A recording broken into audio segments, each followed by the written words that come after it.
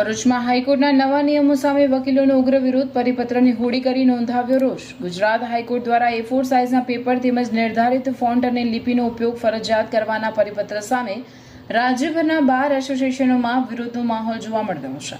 આ જ અનુસંધાને ભરૂચ બાર એસોસિએશન દ્વારા પણ ઉગ્ર વિરોધ નોંધાવવામાં આવ્યો હતો। હાઈકોર્ટના નવા નિયમો મુજબ તમામ કેસોનું ફાઇલિંગ A4 સાઇઝના પેપર પર તેમજ નિર્ધારિત ફોન્ટ અને લિપિમાં કરવાનું ફરજિયાત બનાવવામાં આવ્યું છે। જામીન અરજી કે મુદ્દત અરજી માટે પણ A4 સાઇઝના પેપર પર ટાઈપ કરીને આપવાનું હોય તે વકીલોને માન્ય નથી, કારણ કે આ કેસમાં અર્જન્ટમાં કોઈ પણ પ્રકારની અરજી તૈયાર થઈ શકે નહીં। તે માટે પેનથી લખેલી અરજીઓ પણ માન્ય રાખવામાં આવે તેવી માંગ કરવામાં આવે છે। આ મુદ્દે વિરોધ વ્યક્ત કરવા ભરૂચ સહિત ગુજરાતના અનેક જિલ્લાઓના વકીલોએ કોર્ટની કાર્યવાહીથી દૂર રહી હડતાલ પાડી હતી। ભરૂચ કોર્ટ સંકુલ ખાતે વકીલ મંડળના સભ્યો મોટી સંખ્યામાં એકત્રિત થયા હતા અને હાઈકોર્ટના પરિપત્રની પ્રતિકાત્મક હોડી કરી પોતાનો રોષ વ્યક્ત કર્યો હતો।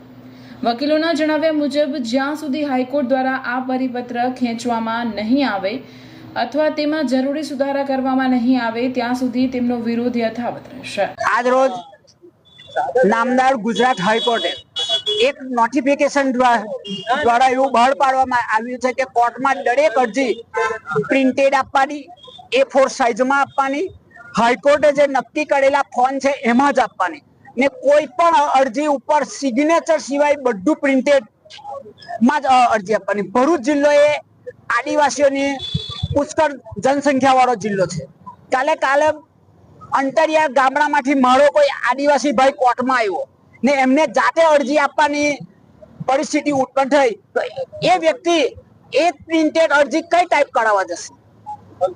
આજ રોજ હાઈકોર્ટના આ નોટિફિકેશન થી એક અરજી ટાઈપ કરવાનો ચાર્જ 70 રૂપિયા થઈ ગયો છે।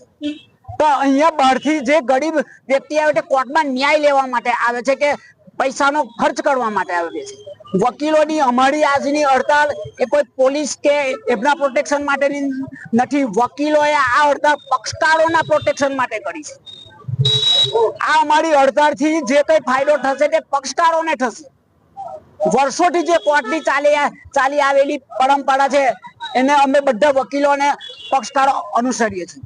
કોઈ પણ પરંપરાને તમારે તોડવી હોય તો એના માટે તમારે વકીલોને વિશ્વાસમાં લેવા પડે, એમની જોડે ચર્ચા કરવી પડે કે ભાઈ આવું અમે નોટિફિકેશન બહાર પાડીએ છીએ, આનાથી શું થશે? આ તો એમને બહાર પાડી દીધું ને અમારે અનુસરવા જેવું છે। અમારી આ હડતાલથી અમે અમારા ગુજરાત બાર એસોસિએશનને પણ અનુરોધ કરીએ છીએ કે અમારી આ ફરિયાદ એ લોકો જોવે, સાંભળે અને ગુજરાત હાઈકોર્ટને રજૂઆત કરે ને આ નોટિફિકેશનમાં વકીલો કરતા પક્ષકારોને જે અંગત લાભદાયક હોય એવા સુધારા વધારા કરે। જ્યાં સુધી ને આ નોટિફિકેશનમાં કોઈ પણ પ્રકારનો સુધારા વધારા કરવામાં ન આવે ત્યાં સુધી અમે વકીલો આ નોટિફિકેશનનો વિરોધ કરીશું અને કોર્ટના કામકાજથી અરગા રહીશું।